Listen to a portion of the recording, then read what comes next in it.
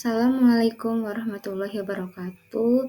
Perkenalkan, nama saya Nur Hayati. Saya mahasiswa Universitas Terbuka Bandung, Pokja Patrol, nomor induk mahasiswa 857479378, Prodi 1 PGSD.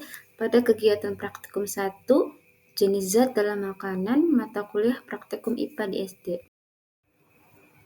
Pada percobaan 1, tujuannya dapat mengelompokkan zat makanan berdasarkan kandungan zat gizinya. Untuk alat dan bahan, di sini saya sudah menyiapkan 1. Tempat plastik yang sudah diberi label, 2. 20 bahan makanan, 3. Tabel pengamatan, 4. Alat tulis. Untuk langkah-langkahnya sebagai berikut. 1. Kumpulkan bahan makanan sebanyak 20 macam. 2. Kelompokkan bahan makanan masing-masing bahan makanan tersebut ke dalam kelompok karbohidrat, protein, lemak, dan vitamin. 3. Catat semua data masing-masing kelompok itu dalam kolom yang sudah disediakan pada lembar kerja. 4. Simpulkan apa yang dapat diambil dari percobaan ini. Di depan saya sudah ada berbagai macam bahan makanan seperti jagung, wortel, telur, tahu, apel, pisang, tomat, kentang, mentega, ikan, ayam, beras, minyak, kangkung, sawi, seledri, susu, cabai, terong, tempe, dan buncis. Kelompokkan bahanan ke dalam kelompok protein ada ikan, telur,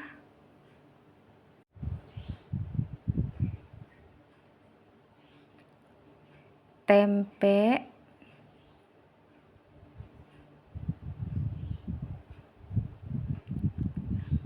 dan tahu. Kelompokkan bahanan ke dalam kelompok protein.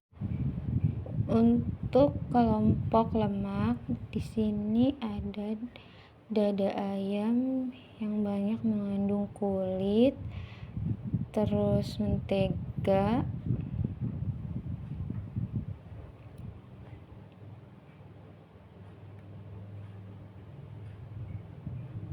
dan minyak. Di sini saya akan menaruh beras ke dalam kelompok karbohidrat. Kelompok vitamin ada susu,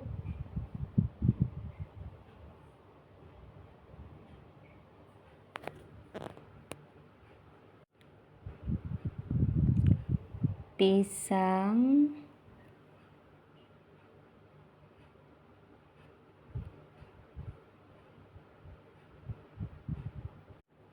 apel,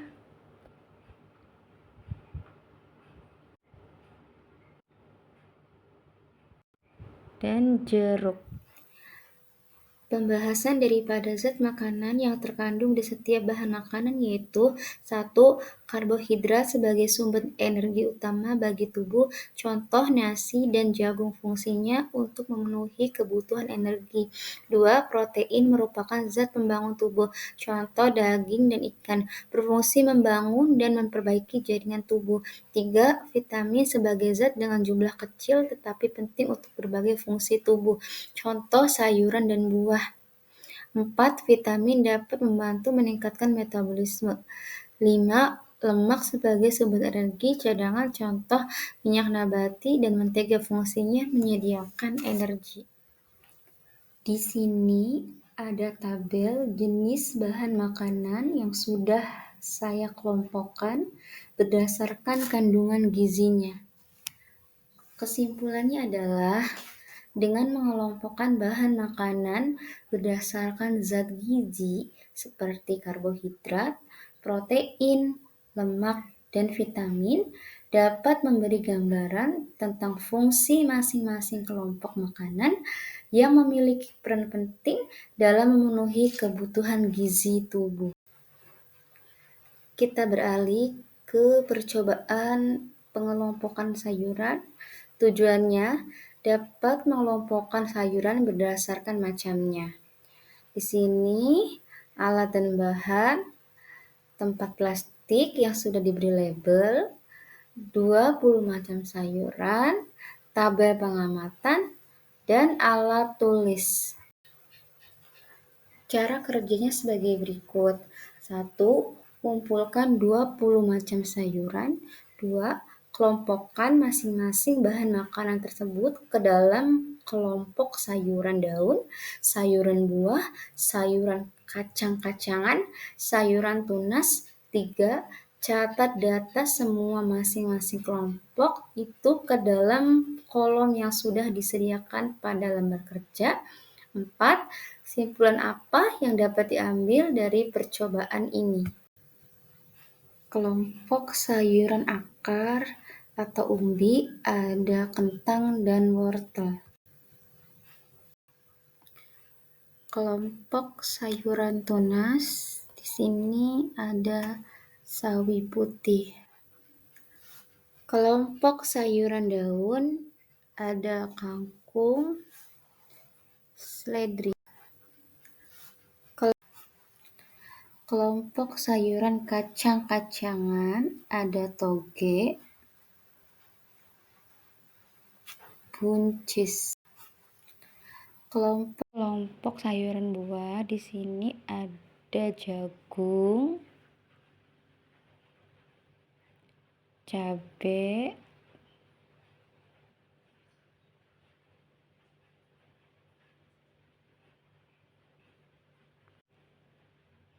tomat,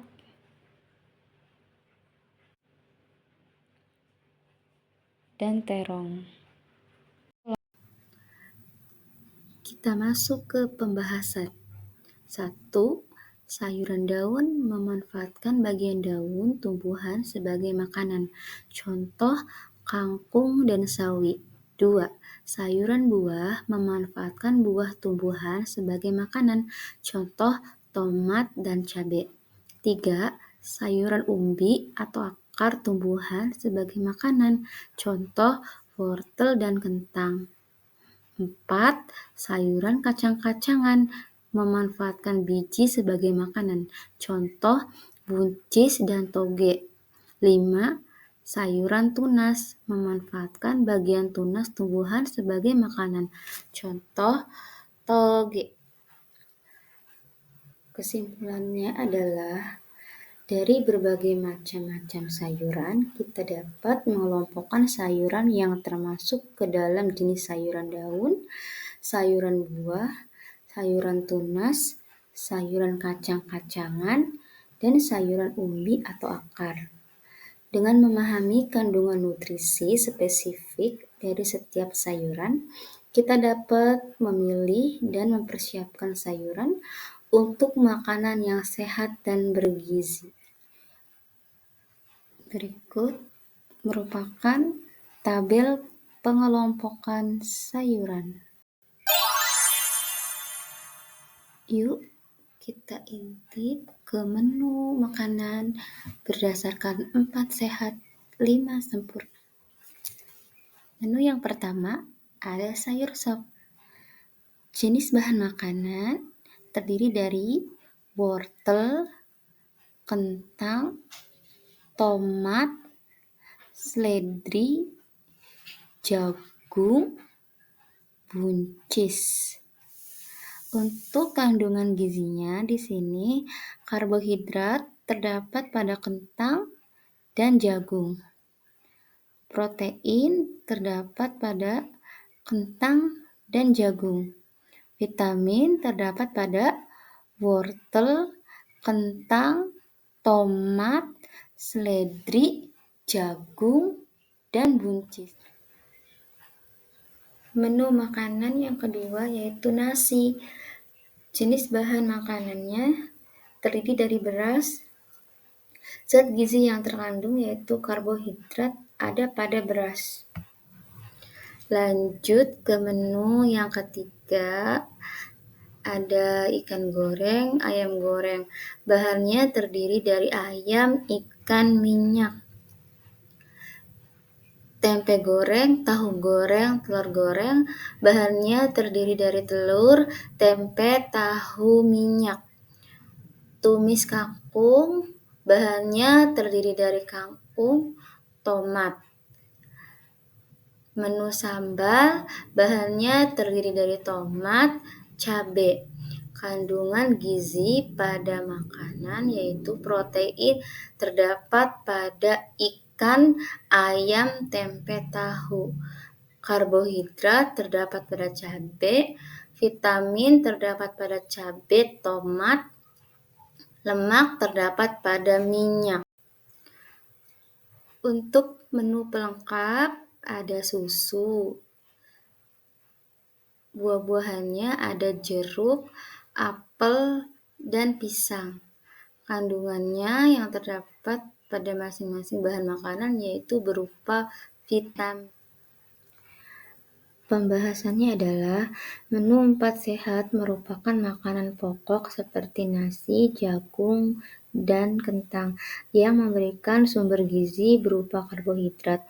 Lauk pauk seperti daging, ikan, telur, tahu, dan tempe yang memberikan sumber gizi berupa protein. Untuk sayuran ada wortel, kangkung, buncis, seledri, dan sawi yang memberikan sumber serat, vitamin, dan mineral. Untuk buah-buahan ada pisang, jeruk, dan apel. Buah-buahan tersebut dapat memberikan vitamin, serat, dan antioksidan.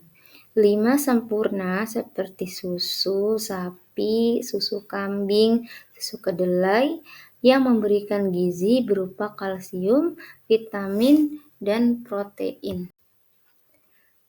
Kesimpulannya adalah dengan menerapkan pola makan yang seimbang, mulai dari makanan pokok yaitu lauk pauk, sayuran, buah-buahan, dan susu sebagai pelengkap, tubuh akan mendapatkan nutrisi yang lengkap untuk mendukung kesehatan dan membantu mencegah kekurangan gizi.